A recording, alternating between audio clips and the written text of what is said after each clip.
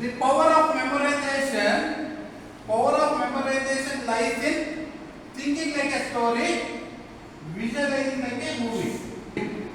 ಗೊತ್ತೊಂಬೇಕಿದ್ದನ್ನ ನೀವು ಏನಂತ ಹೇಳ್ತಾ ಇದ್ದೀನಿ, ನಿಮ್ಮ ಜ್ಞಾಪಕ ಶಕ್ತಿ ಹೆಂಗೆ ಯಾರಿಗಿದೆ ಅಂದ್ರೆ ಒಂದು ಕಥೆ ತರ ಅರ್ಥ ಮಾಡ್ಕೋಬೇಕು. ಆಮೇಲೆ ಆ ಕಥೆ ತರ ಅರ್ಥ ಆದ್ಮೇಲೆ ಅದನ್ನ ಒಂದು ಮೂವಿ ತರ ನೋಡ್ಬೇಕು. ಕೇಳಿದ್ರಾ? ಹೆಂಗೆ ಕೊಟ್ಟ ಟೀಚರು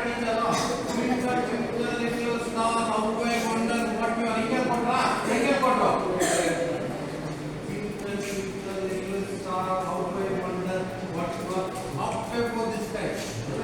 ಆಕ್ಷನ್ ಮಾಡಿ ತೋರಿಸಿದ್ರಲ್ವಾ, ಒಂದು ಸ್ಟೋರಿ ತರ ಇರುತ್ತಲ್ವಾ, ನೀವು visualise ಮಾಡಕ್ಕಾಯ್ತಲ್ವಾ?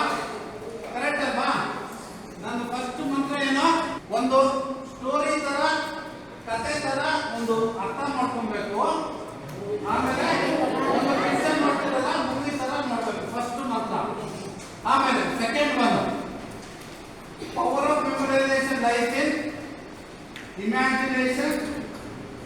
imagination, association and visualization. Sir name ಏನು ಹೇಳಿದ್ರು? ಫಸ್ಟ್ ನಾಗ. ಓಕೆ, ನಾಗ ಅಂದ್ರೇನು? ನಾಗ. ಆಮೇಲೆ ವೆಂಕಟ ಅಂದ್ರೆ ವೆಂಕಟೇಶ್ವರ. ಒಂದು ನಾಗವಿತ್ತು, ಒಂದು ವೆಂಕಟೇಶ್ವರ. ಇಲ್ಲಿ ಇಮ್ಯಾಜಿನ್ ಮಾಡಬೇಕು, ಕ್ರಿಯೇಟಿವ್ ಆಗಿ ಇಮ್ಯಾಜಿನ್ ಮಾಡಬೇಕು, ಅಸೋಸಿಯೇಷನ್ ಮಾಡಬೇಕು, ಯಾವುದಕ್ಕೊಂದು ಅಸೋಸಿಯೇಷನ್ ಮಾಡಬೇಕು. ಆಮೇಲೆ ವಿಜುವಲೈಸ್ ಮಾಡಬೇಕು ಮೂವಿ ತರ.